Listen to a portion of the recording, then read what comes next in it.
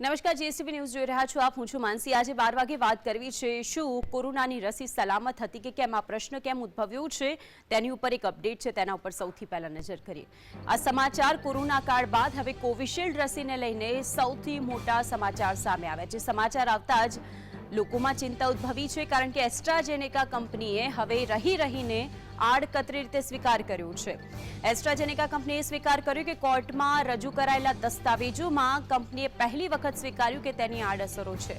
આડઅસરોની સાથે સાથે કોવિડ-19ની રસી કોવિશિલ્ડ કે જેની આડઅસર થઈ શકે છે, આ વાતનો ઉલ્લેખ કર્યો છે. રાજ્ય, દેશ, દુનિયામાં યુવાનોમાં હાર્ટ એટેકથી મોતના કેસ પણ એક તરફ વધ્યા છે અને કોવિશિલ્ડની જે આડઅસર છે તેમાં heart attack, brain stroke, platelets ઘટવાની જોવા મળી રહી છે આડઅસરો, અને તેના પગલે જ લોકોના મૃત્યુ પણ થઈ રહ્યા છે. જો કે આવા કેસની સંખ્યા ઘણી ઓછી હોવાનો દાવો પણ રિપોર્ટની અંદર કરવામાં આવ્યો છે. કોરોના કાળ બાદ હવે કોવિશિલ્ડ રસીને લઈને આ મોટા સમાચાર સામે આવ્યા. દેશની અંદર લાખો લોકોએ કોરોનાની કોવિશિલ્ડ રસી લઈ લીધી છે, ત્યારે બ્રિટનની એસ્ટ્રાઝેનેકા કંપનીએ કોરોના વેક્સિનની ગંભીર આડઅસર થઈ શકે તેવી કબૂલાત કરી. કોરોનાની દવા બનાવતી બ્રિટિશ ફાર્માસ્યુટિકલ કંપની એસ્ટ્રાઝેનેકા, જેણે પહેલીવાર સ્વીકાર્યું કે તેની કોવિડ-19 વેક્સિનથી ગંભીર આડઅસર થઈ શકે છે. કંપનીએ યુકેની હાઈકોર્ટમાં સ્વીકાર્યું કે કોવિડ-19 રસી થ્રોમ્બોસિટોપેનિયા સિન્ડ્રોમ જેવી આડઅસરનું કારણ બની શકે છે. આ થ્રોમ્બોસિટોપેનિયા સિન્ડ્રોમને કારણે શરીરમાં લોહીના ગઠ્ઠા જામવાનું તેમજ શરીરમાં પ્લેટલેટ્સ ઘટવાની પણ ઝડપથી તેઓ ઘટવા માંડે છે. શરીરમાં લોહીના ગઠ્ઠા થવાને કારણે બ્રેઇન સ્ટ્રોક કે પછી કાર્ડિયાક એરેસ્ટ થવાની શક્યતા વધી જાય છે. કંપની આ વર્ષે ફેબ્રુઆરીમાં યુકે હાઈકોર્ટ સમક્ષ વેક્સિનથી થતી આડઅસરોના આરોપોને સ્વીકાર કર્યા હતા, પરંતુ સાથે કંપનીએ વેક્સિનની તરફેણમાં પણ પોતાની દલીલો રજૂ કરી. મહત્વનું તો એ છે કે કંપની આ વેક્સિનને વિશ્વભરમાં કોવિશિલ્ડ નામથી વેચે છે.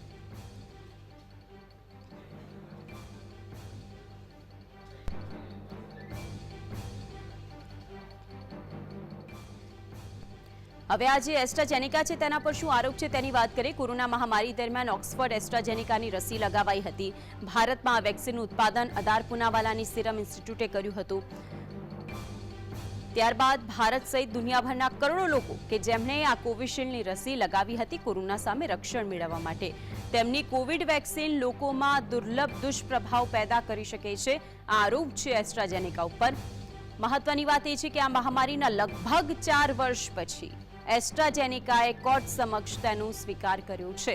જ્યારે કોર્ટ સમક્ષ આ સ્વીકાર્યું છે તો એક કાયદાકીય કેસમાં એસ્ટ્રાઝેનેકાએ સ્વીકાર્યું, નહીં તો આ વાતનો કોઈ પણ પ્રકારનું તથ્ય સામે ન આવ્યું હતું. યુકેની અંદર જે આખો કેસ ફાઇલ થયો તેની રસી લેનારા લોકોને લોહીના ગઠ્ઠા થઈ જવા, સાથે સાથે હાર્ટ એટેક આવવો, બ્રેઇન સ્ટ્રોક થવું, પ્લેટલેટ્સ ઘટી જવા, આ બધી જ વસ્તુઓ થઈ રહી છે અને તેના કારણે મૃત્યુ થયા છે. કંપનીએ એમ પણ ઉમેર્યું હતું કે આ ખૂબ જ ઓછા કિસ્સાઓમાં થશે. સામાન્ય લોકોને ડરવાની કોઈ જરૂર નથી તેવું કંપનીનું કહેવું છે. ખૂબ જ ઓછા કિસ્સાની અંદર આ જે કોવિશિલ્ડની રસી છે તેની ઇફેક્ટ પડશે.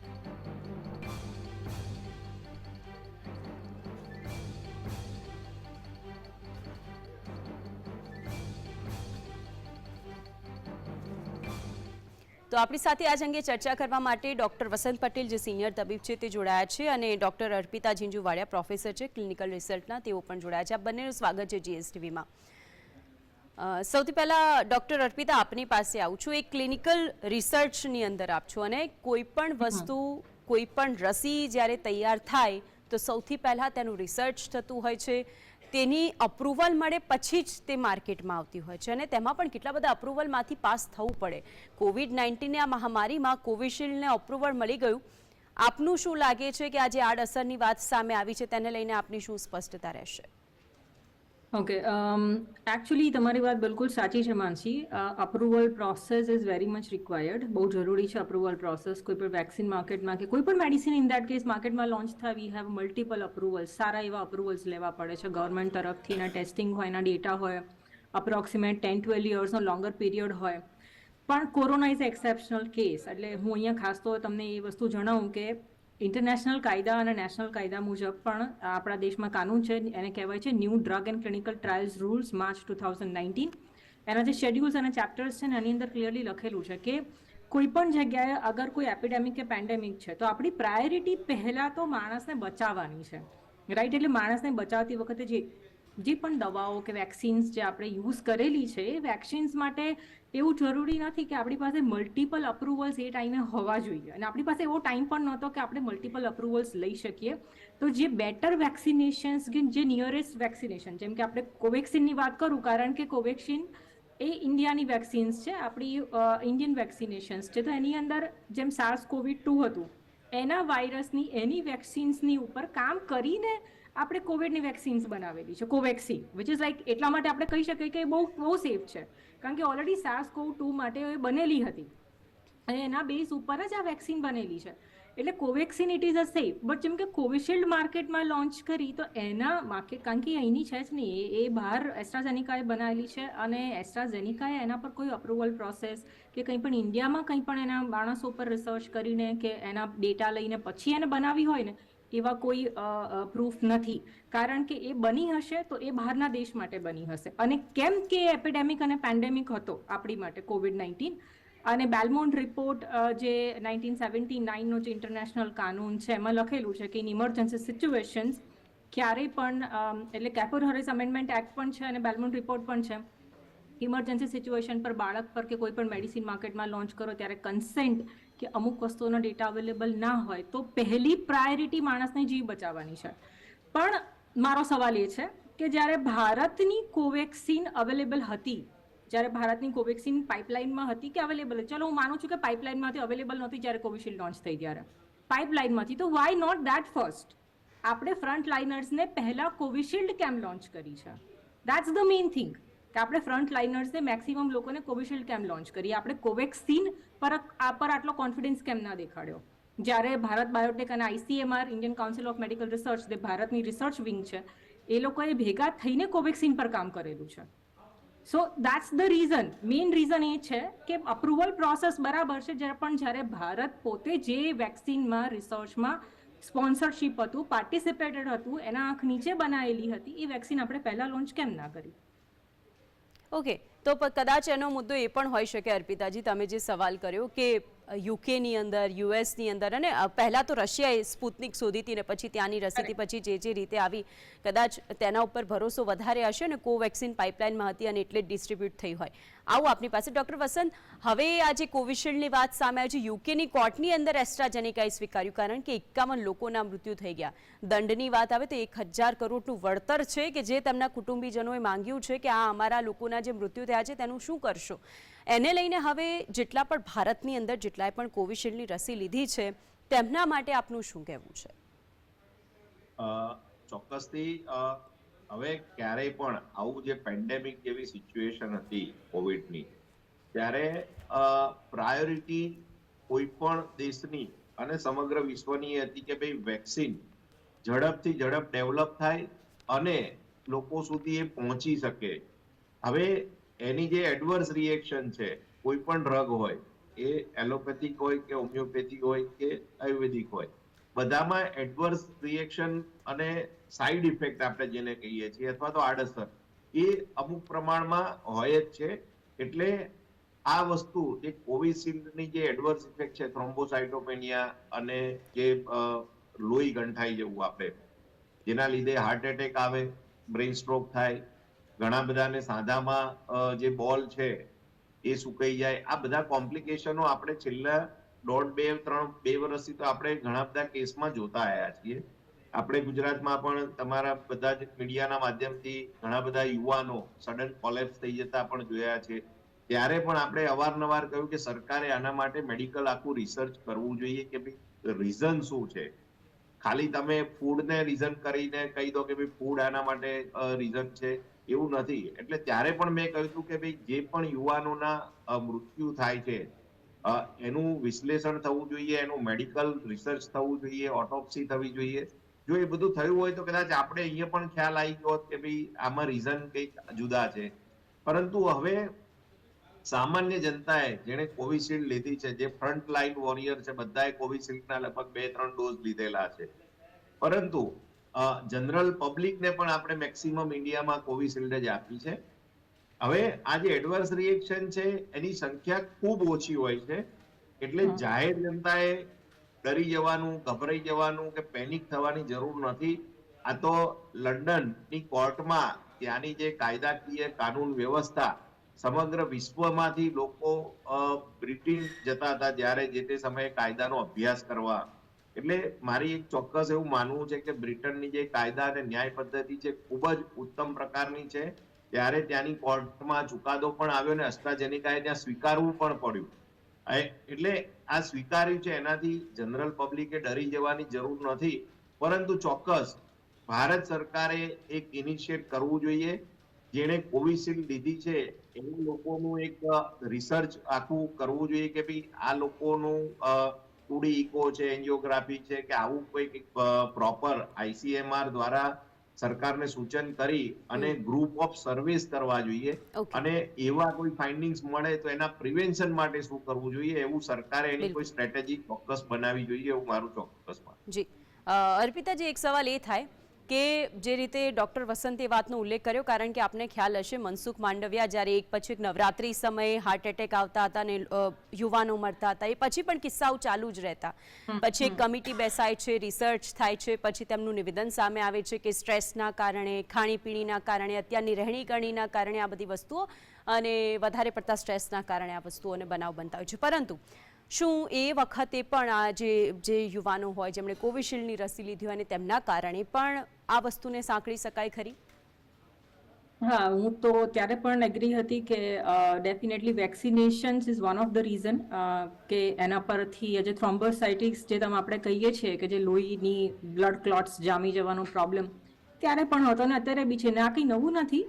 એકચ્યુઅલી આપણે we are not that much of prevalent. આપણને એટલું બધું ખબર નથી કે આ રિપોર્ટ ક્યાં થાય છે. આ રિપોર્ટ થાય છે અને જેમ ડૉક્ટર વસંત પટેલે હમણાં જ કહ્યું કે એક આખું એક સિસ્ટમેટિક ડેવલપમેન્ટ હોવું જોઈએ. તો સર તમારી વાત બિલકુલ સાચી છે. એ સિસ્ટમેટિક ડેવલપમેન્ટ SITનું ગઠન થઈ ગયા પછી જે 6 જાન્યુઆરી 2024માં સરકારે ઓલરેડી ગાઈડલાઇન માર્કેટમાં લાયેલા છે.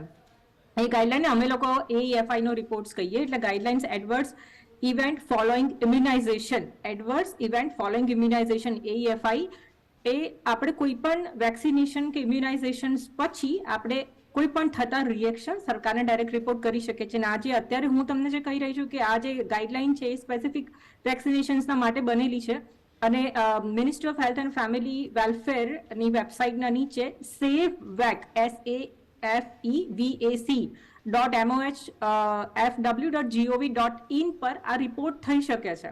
અને આ રિપોર્ટ રૂરલ એરિયા અને અર્બન એરિયા બંનેમાં થાય છે અને આના સેગ્રીગેશન્સ છે કે ડોક્ટર્સ, નર્સ, અર્બન હેલ્થ સેન્ટર્સના માણસો બધા જ રિપોર્ટ કરી શકે છે. ઇવન પેશન્ટના સગાવાલા પણ કરે. તમને વેક્સિનેશન આપ્યા પછી કાંઈ પણ પ્રોબ્લેમ થયો ડૉક્ટર પાસે જઈને તમે ડૉક્ટરને ઇન્ફોર્મ કરો એટલે ડૉક્ટરે એક SIનું ફોર્મ ભરવાનું છે. એ ફોર્મ ભર્યા પછી સ્પોન્સર પાસે જાય, જે પણ મેડિસિન્સ કે વેક્સિન જેણે બનાવી છે ને સ્પોન્સર પાસે જાય ને પછી ભારતનો આખો એક પ્રોગ્રામ છે જેને આપણે કહીએ છીએ ફાર્માકોવિજિલન્સ પ્રોગ્રામ ઓફ ઇન્ડિયા, PVPI કહેવાય છે એને.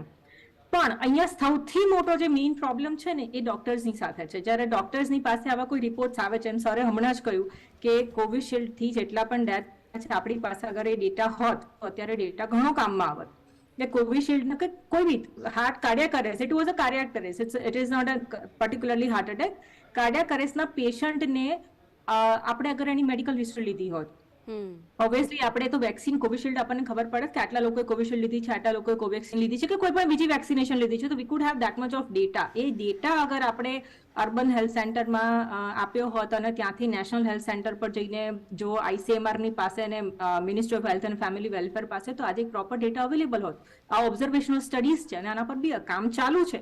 પણ મેઇન પ્રોબ્લેમ છે કે આવા જ્યારે કોઈ પણ રિએક્શન કે આવા કોઈ પણ પેશન્ટ કોઈ પણ ડોક્ટરના પાસે આવે તો ડોક્ટરે પ્રોપર મેડિકલ હિસ્ટ્રી લઈને એની જે ફાર્માકોવિજિલન્સની જેને અમે લોકો એમ કહીએ કે એડવર્સ ઇવેન્ટનું જે ફોર્મ છે એ ફોર્મ પ્રોપરલી ભરીને જો સ્પોન્સરને આપે ને તો આ ડેટા આના પર વર્કઆઉટ થઈ શકે એમ છે. સરનું કહેવાનું બિલકુલ સાચું છે કે આ એક સિસ્ટમ ડેવલપ હોવી જોઈએ, આપણી પાસે છે, બસ આપણે એના પર પ્રોપરલી કામ નથી થઈ રહ્યું. ઓકે, આપણી પાસે આવું છું ડૉક્ટર વસંત.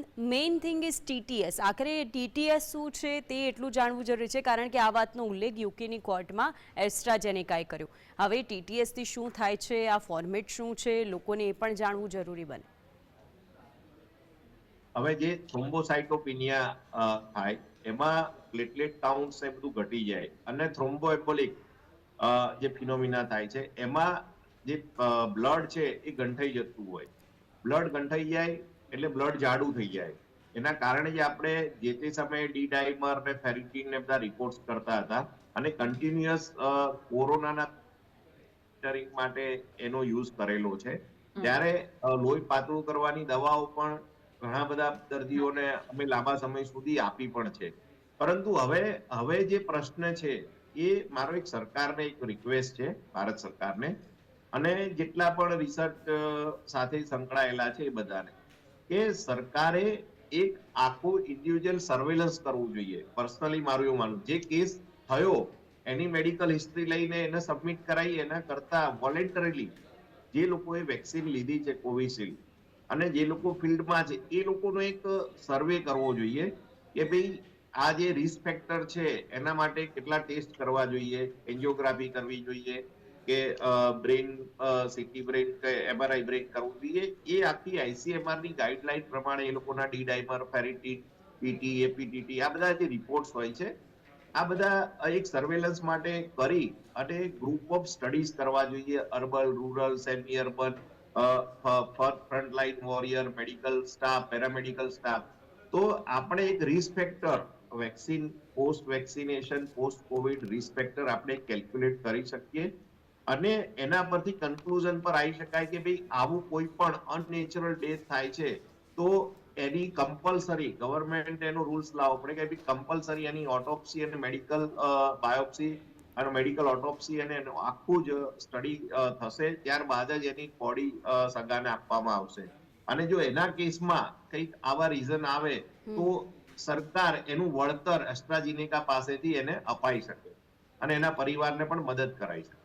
ઓકે ડોક્ટર અર્પિતા, એક વાત એ પણ સામે આવી કે રેર સાઇડ ઇફેક્ટ્સની વાત કરી છે. આ તો ઠીક છે કે યુકેની અંદર જે કોર્ટ કેસ થયો અને તેની પછી એસ્ટ્રાઝેનેકાએ વાતનો સ્વીકાર કર્યો, પણ આપ એવું માનો છો કે જેટલા પણ હાર્ટ એટેકના કિસ્સાઓ સામે આવતા હોય છે તેની અંદર હવે આ કોવિશિલ્ડની જે આડ ઇફેક્ટ સામે આવી છે તે પણ સાંકળીને પછી તેની બાયોપ્સી થવી જોઈએ? એવા તો ઘણા બધા કિસ્સાઓ છે કે જેની બાયોપ્સી થઈ જ નથી. હા, ઘણા બધા નહીં, લગભગ નથી થઈ જ નથી, કારણ કે કાર્ડિયાક અરેસ્ટના પેશન્ટ પર આપણે એટલું ધ્યાન નથી આપ્યું અને ઓબ્વિયસલી હવે એ સિચ્યુએશન બી એવી હતી કે આપણી પાસે પ્રોપર કોઈ શ્યોર રિપોર્ટ 24ની ગાઈડલાઈન છે. જસ્ટ રિસેન્ટલી જેમ સરે કહ્યું તેવી રીતે એસઆઈટીનું ગઠન થઈ ગયા પછીની બનાવેલી આઈસીએમઆરની ગાઈડલાઈન છે જે વેબસાઇટ પર ઇઝીલી પબ્લિક ડોમેનમાં અવેલેબલ છે. ઇવન તમે ને હું પણ રિપોર્ટ કરી શકીએ કોઈ પણ નાના મોટા પ્રોબ્લેમ થયા છે એ. સો કહેવાનો મતલબ એમ છે કે આ જે આખી જે સિચ્યુએશન્સ છે કોરોનાની અને રિલેટેડ વેક્સિન્સની અને આ જે સિચ્યુએશન ડેવલપ થઈ છે એમાં હવે આપણે રિપોર્ટિંગ કરી શકીશું.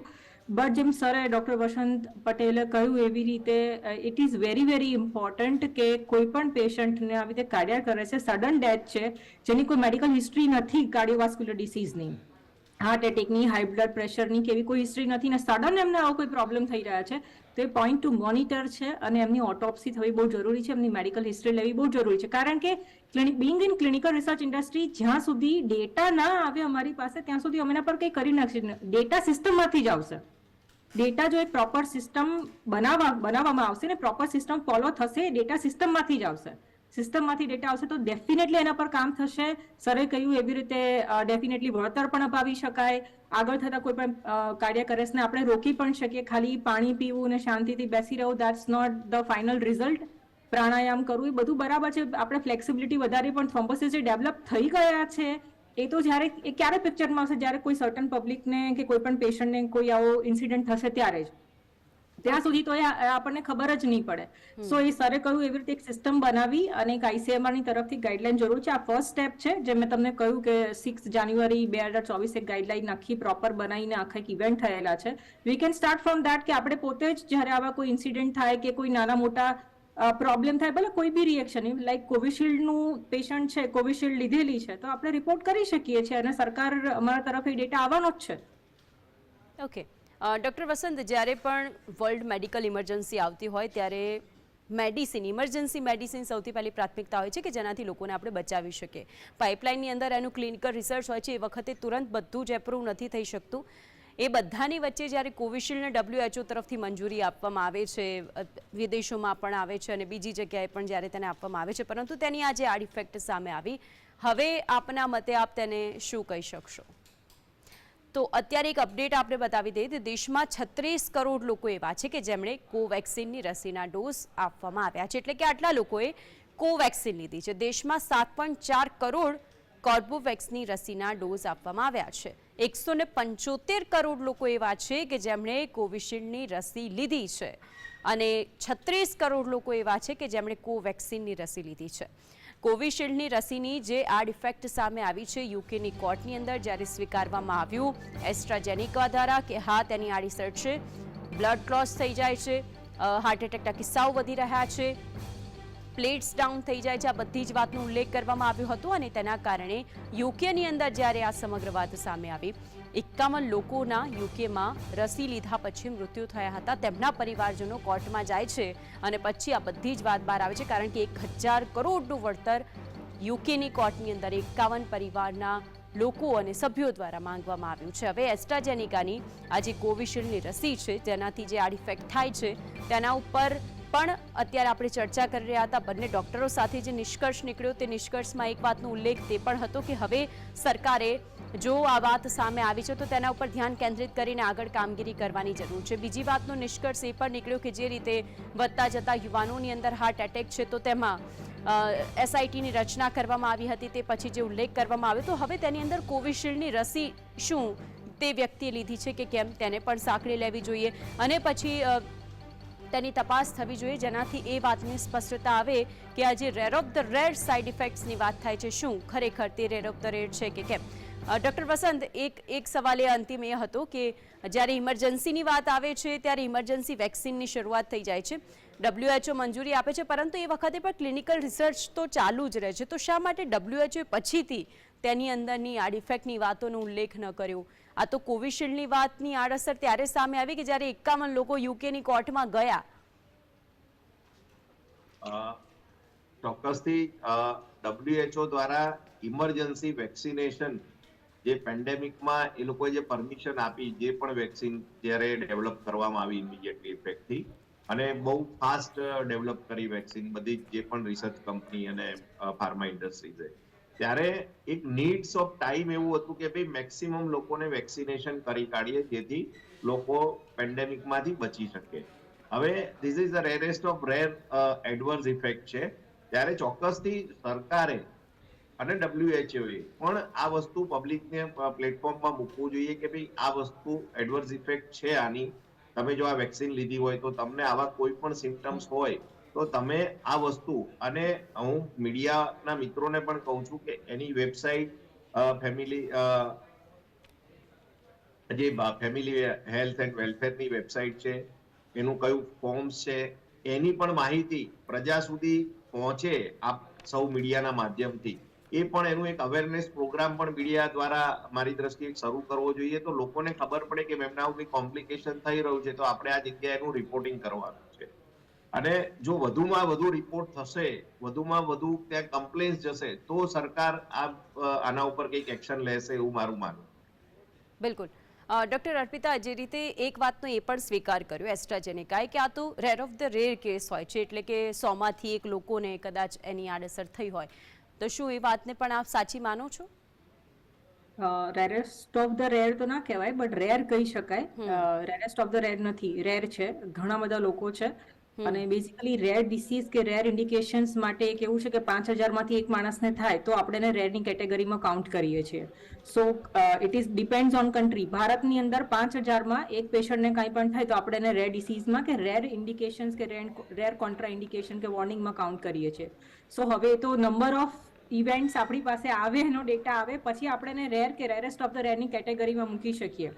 પણ જેટલા કેસીસ હાલ પૂરતા સામે આવી રહ્યા છે, મને એવું લાગે છે કે સરના કહેવા પ્રમાણે એક પ્રોપર સિસ્ટમ, જે હું પણ માનું છું, સ્ટ્રોંગ ડેવલપ થવી જોઈએ અને સરકારે એ પણ થોડું જાહેર કરવું જોઈએ કે જેને કોવિશિલ્ડ લીધી છે ને આટલા સિમ્ટમ્સ પણ દેખાય છે તો આટલું ધ્યાન રાખો ને અહીંયા રિપોર્ટ કરો.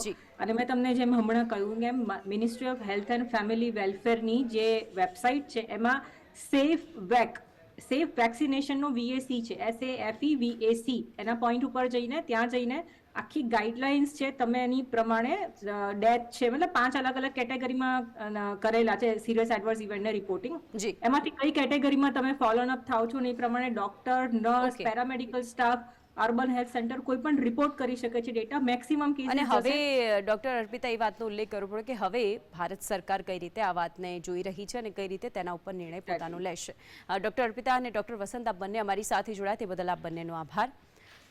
તો વિશેષમાં હાલ બસ આટલું જ. નમસ્કાર.